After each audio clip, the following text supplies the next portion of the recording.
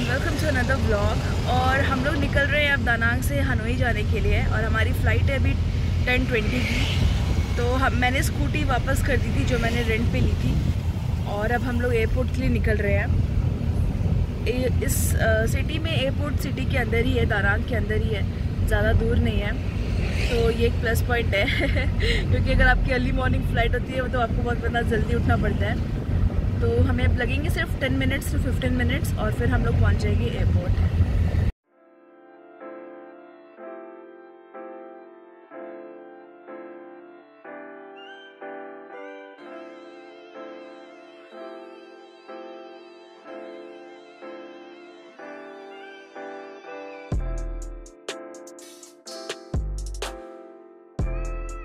Airport पहुंचते ही सबसे पहले हमने अपना बोर्डिंग पास लिया और फिर हम ब्रेकफास्ट करने चले गए। ये एयरपोर्ट उतना बड़ा नहीं है, छोटा सा ही है और टाइम की कमी होने की वजह से मैं आपको ये एयरपोर्ट दिखा नहीं पाई। दानांग से हनोई के लिए हमने रिटर्न की फ़्लाइट भी वियतनाम एयरलाइंस में ली थी, जिसने हमें 1 आवर 20 मिनट्स में हनोई पहुँचा दिया था। सो गाइज़, हमने जस्ट अभी लैंड किया है हनोई में और हम लोग अभी पब्लिक ट्रांसपोर्ट ले रहे हैं क्योंकि हम लोग कोलकाता से आ रहे थे। उस टाइम हम लोग काफ़ी जल्दी पहुँच गए थे, तो उस टाइम बसेस स्टार्ट नहीं हुई थी। बट अभी हमारे पास ऑप्शन है, तो हम यहाँ से ओल्ड क्वार्टर जाने के लिए बस नंबर 86 लेंगे और उसके बाद मैं आपको बताती हूँ कि हम लोग कितना पे कर रहे हैं। और इस बसेस के अंदर वाईफाई भी है, फ्री वाईफाई साइन भी बना हुआ है। तो let's go and board the bus.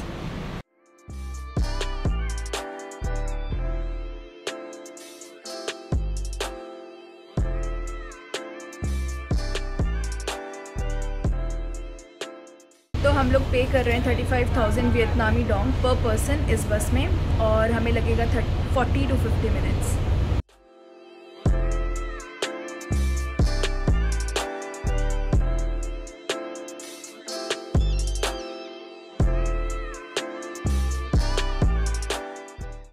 तो हम लोग ओल्ड क्वार्टर वाले बस स्टॉप पे उतर गए हैं और 1 किलोमीटर दूर है हमारा होटल यहाँ से।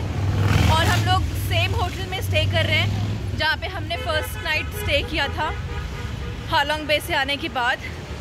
और 15 मिनट्स लगेंगे हमें, 14-15 मिनट्स वॉक करके जाने के लिए। तो अब मैं आपको इस ओल्ड क्वार्टर के बारे में थोड़ी सी बातें बता दूँ। तो ओल्ड क्वार्टर है सिटी का बिजनेस हब और one of the most visited tourist attraction in Hanoi. और सारे टूरिस्ट भी आपको यहीं पे स्टे करते हुए दिख जाएंगे। बहुत सारे यहाँ पे हॉस्टल्स हैं, होटल्स हैं, होम स्टे भी हैं कुछ कुछ, और कॉफ़ी हाउस हर जगह है। हर बिल्डिंग के नीचे आपको सेकेंड या थर्ड शॉप कॉफ़ी हाउस ही दिखेगी। तो ओल्ड क्वार्टर फेमस है अपने फ्रेंच कॉलोनियल आर्किटेक्चर के लिए और यहाँ पे स्ट्रीट फूड बहुत फेमस है। शॉपिंग आप कर सकते हो, बहुत सारे ऑप्शंस हैं आपके पास। स्पेशली मैंने देखा है यहाँ पे टी शर्ट की शॉप्स बहुत सारी हैं। ऑलमोस्ट हर सेकेंड या थर्ड शॉप या तो कॉफ़ी हाउस है या तो टी शर्ट्स की शॉप है। और अगर आप लोग फूडी हो और डिफरेंट कुजीन ट्राई करना चाहते हो तो इस ओल्ड क्वार्टर में आपको one of the best street food try करने को मिल जाएगा।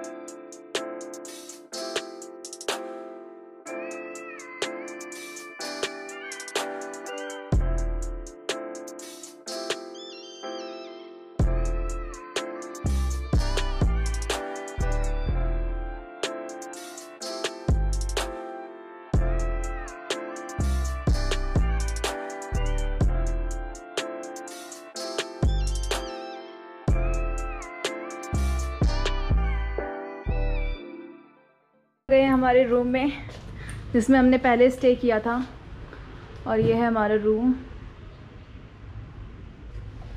और इधर है हमारी बालकनी।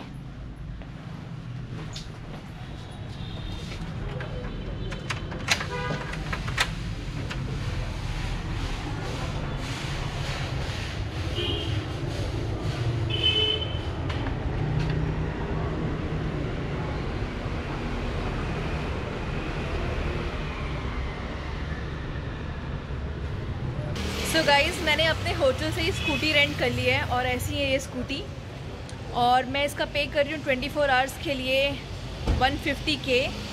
और कल मुझे हाफ डे के लिए भी चाहिए क्योंकि हमारा टाइमिंग अभी स्टार्ट होएगा 3:30 PM से लेकर के नेक्स्ट डे 3:30 PM तक।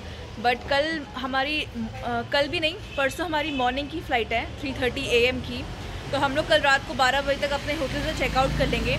तो मैंने इनसे पूछा कि अगर हम लोग को एक्सटेंड करना है 6 more hours तो क्या ये पॉसिबल है और क्या हम सिर्फ 75K पे करें।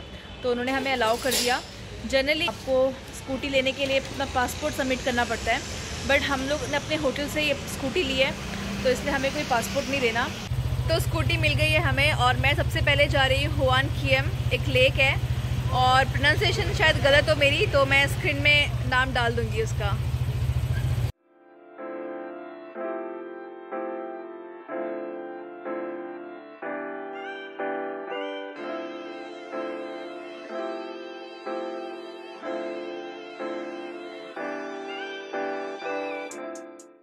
तो हम लोग लेक साइड पहुंच गए हैं और ये है लेक मेरे पीछे।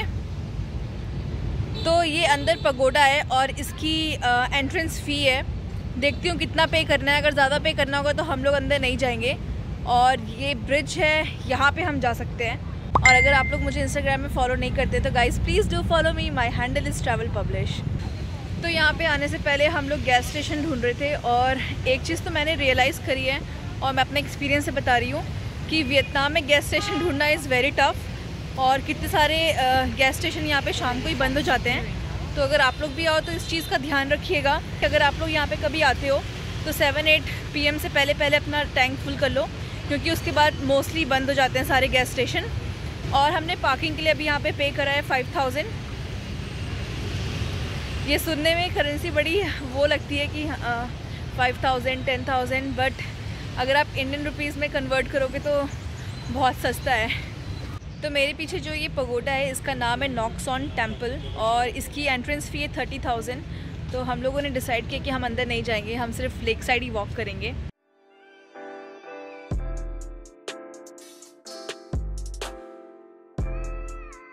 Considered as the heart of Hoan, Hoan Kiem lake अपने लोकेशन की वजह से फॉरेनर विजिटर्स को काफ़ी अट्रैक्ट करता है। साथ ही अगर आप पगोडा के अंदर ना जाना चाहो तो आप लेक को बाई वॉक एक्सप्लोर कर सकते हो और आपको बहुत सारी ग्रीनरी और फ्लावर्स देखने को मिलेंगे यहाँ पे।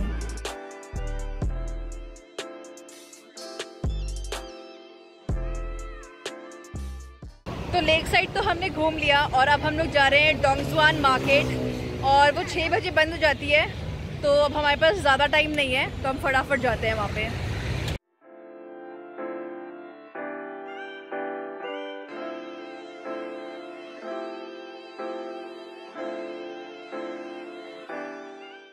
तो हम लोग मार्केट पहुंच गए हैं और मार्केट एक्चुअली ऐसी है, तो ये बेसिकली एक कॉम्प्लेक्स है और कॉम्प्लेक्स के अंदर छोटी छोटी सारी शॉप्स हैं। तो मैं अब अंदर से दिखाती हूँ आपको।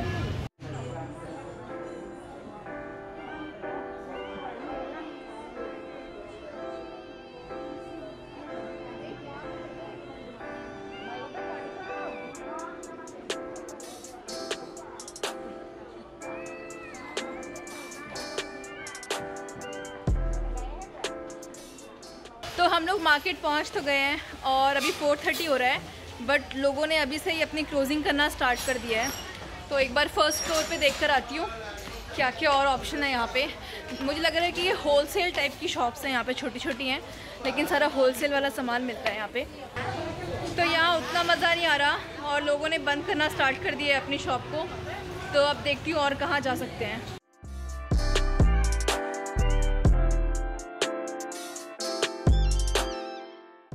तो हम लोग अब हमारे होटल आ गए और हमने अपना स्कूटर पार्क कर दिया है और हम लोग जा रहे हैं अब स्ट्रीट शॉपिंग करने के लिए। तो हम लोग क्योंकि ओल्ड क्वार्टर में है तो यहीं पे सब कुछ है, यहीं पे सब कुछ मिलता है और काफ़ी अच्छी अच्छी टी शर्ट्स की शॉप्स देखी हैं हमने। तो देखते हैं, विंडो शॉपिंग करते हैं और कुछ बहुत अच्छा लग गया तब कुछ ले लेंगे। तो मैं अभी एक आर्ट गैलरी में हूँ और यहाँ पे 2 तरह की पेंटिंग्स बहुत फेमस है। एक है ऑयल पेंटिंग और दूसरी है एक्रिलिक पेंटिंग।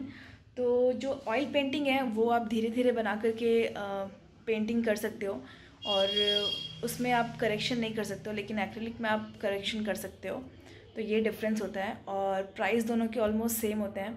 तो मुझे एक पेंटिंग बहुत अच्छी लग रही है और वियतनाम में आप देखना बहुत आर्ट गैलरीज आपको हर जगह दिख जाएंगी। तो जो वो ऊपर एक पेंटिंग है वो मुझे बहुत अच्छी लग रही है और इंडियन रुपीज़ में वो मुझे 3000 बता रही हैं और इस पेंटिंग को बनाने में और इसको सूखने में लगते हैं 3 वीक्स, 2 वीक्स to 3 वीक्स।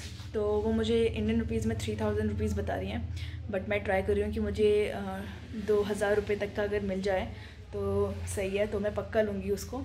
और भी बहुत सारी आर्ट गैलरीज़ हैं, तो मैं आज नहीं लूँगी, पहले अभी और रेट चेक कर लेती हूँ और उसके बाद देखती हूँ कहीं और अगर अच्छी मिल गई तो वो, नहीं तो फिर मैं कल ये लेने आऊँगी दोबारा से। तो इसने मुझे अपने शॉप का एड्रेस दिया है क्योंकि बाहर नाम क्लियर नहीं है बोर्ड पे। और अगर आप लोग को पेंटिंग्स देखनी है डिटेल में जा करके तो मैं इसकी वेबसाइट, फेसबुक और इंस्टाग्राम सब कुछ डिस्क्रिप्शन में डाल दूँगी, तो आप चेक कर सकते हो वहाँ पे। और आप ट्रैवल पब्लिश के नाम से अप्रोच कर सकते हो, you may get some discount. और अगर आप लोग को इंडिया में बैठे बैठे पेंटिंग्स मंगवानी है तो ये लोग शिप कर सकते हैं और डायरेक्टली आपको घर बैठे बैठे पेंटिंग्स मिल जाएंगी। तो आप देखना डिस्क्रिप्शन में जा कर के अगर आपको कुछ पसंद आए तो अभी मुझे सिंह ने बताया कि आप लोग बहुत लकी हो क्योंकि आप लोग हालोंग बे पहले ही जाके आ चुके हो। Starting from today Halong Bay close हो चुका है अंटिल 17 और 18 मार्च। तो सच में हम लोग बहुत लकी हैं, अदरवाइज़ हम लोग इतने पैसे खर्च करके आए हैं हालोंग स्पेशली विज़िट करने के लिए और वो ही नहीं कर पाते तो हमें बहुत बुरा लगता। और मुझे एक बात और बहुत अच्छी लगी जो मैंने वियतनाम में नोटिस करी है, ये लोग सच में कोरोना वायरस के लिए बहुत ज़्यादा अवेयर हैं। हम किसी भी शॉप में जाते हैं वहाँ पे इन्होंने हैंड सैनिटाइज़र रखा हुआ है। बिफोर वी एंटर वो हमें बोलते हैं कि आप पहले अपना हैंड क्लीन करो, उसके बाद ही आप अंदर आओ। तो ये चीज़ मुझे बहुत अच्छी लगी। आई थिंक ये प्रैक्टिस सेम हमें इंडिया में भी करनी चाहिए। इतनी छोटी सी कंट्री है ये और हमें सच में इनसे सीखना चाहिए। विंडो शॉपिंग करने के बाद हम हमारे होटल वापस लौट गए जहाँ पे हमने डिनर किया। वीडियो पसंद आया हो तो प्लीज़ लाइक, शेयर और कमेंट करना मत भूलिएगा। जैसा कि मैंने मेरे लास्ट वीडियो में बताया था कि हानोई में काफ़ी सारे फ्लेवर्स की कॉफ़ी अवेलेबल होती है, तो वो कौन कौन से फ्लेवर्स हमने ट्राई करे उसके लिए मेरे साथ बने रहिएगा। और अगर अभी तक आपने मेरे चैनल को सब्सक्राइब नहीं किया है तो प्लीज़ डू सब्सक्राइब और हाँ, बेल आइकन दबाना मत भूलिएगा जिससे आपको टाइम से नोटिफिकेशन मिल जाए। Till then, bye bye.